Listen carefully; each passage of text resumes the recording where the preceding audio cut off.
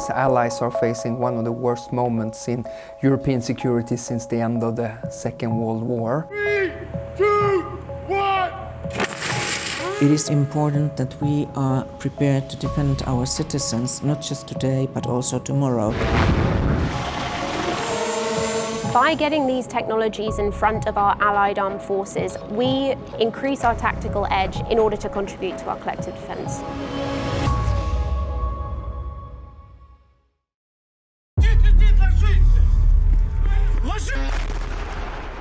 Russia's war of aggression against Ukraine has shown how quickly warfare is evolving and how fast new technologies are being developed and adapted.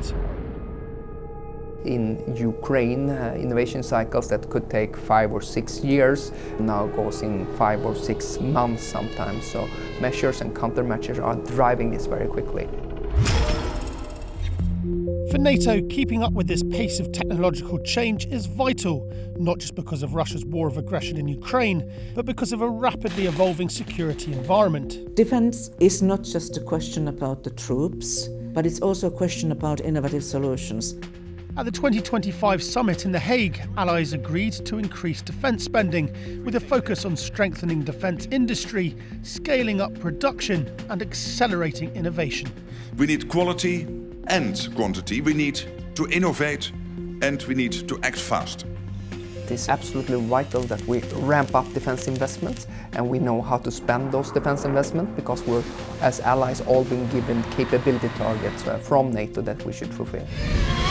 To bring new technologies into use more quickly, 24 allies have established the NATO Innovation Fund. This is part of a wider NATO effort to strengthen capability and increase defence investment across the alliance. This sends a clear demand signal to our industries that there is real market, there's real need, and there's real money. And to help accelerate that process, NATO has also established the Defence Innovation Accelerator for the North Atlantic, or DIANA. So DIANA exists to expedite the adoption of innovative technologies into the NATO alliance. We are the connective tissue between emerging technology and defence end users and senior defence decision makers. This is already being put into practice with several technologies supported by DIANA now being trialled and implemented in military environments. Kellu is a Finnish company with an airship that does persistent intelligence, surveillance and reconnaissance and creates a digital twin of the environment that it's mapping. These technologies are being developed and tested across all domains, from land, air and sea to cyber and space. Lobster Robotics do subsea seabed mapping, and they are participating as a procured asset by the Dutch Navy. This is the Scout 3. It's our newest generation drone. With our underwater drones, we want to make it super easy for NATO countries to protect critical underwater infrastructure, to identify mines, and to make the underwater space a lot safer.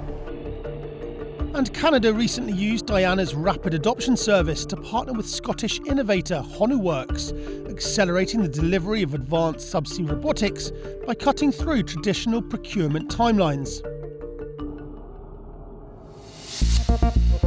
Examples like these show a growing number of nations are exploring this option for their current or future capability needs, but keeping up with the pace of change is still challenging.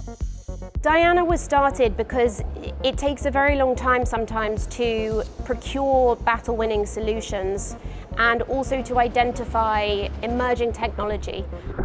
We need to wake up every morning and aggressively attack bureaucracy, because bureaucracy right now is hindering us to turn economic clout into combat power. And our aim is, of course, to put things in the hands of the warfighter much more quickly. In today's security environment, reducing those delays and getting new technologies into the hands of allied forces faster has become essential. It is important that we are prepared to defend our citizens, not just today, but also tomorrow. And this is why we need to focus on new innovative solutions to deliver to our armed forces the capabilities, the equipment, the systems, the platforms they need to defend us all.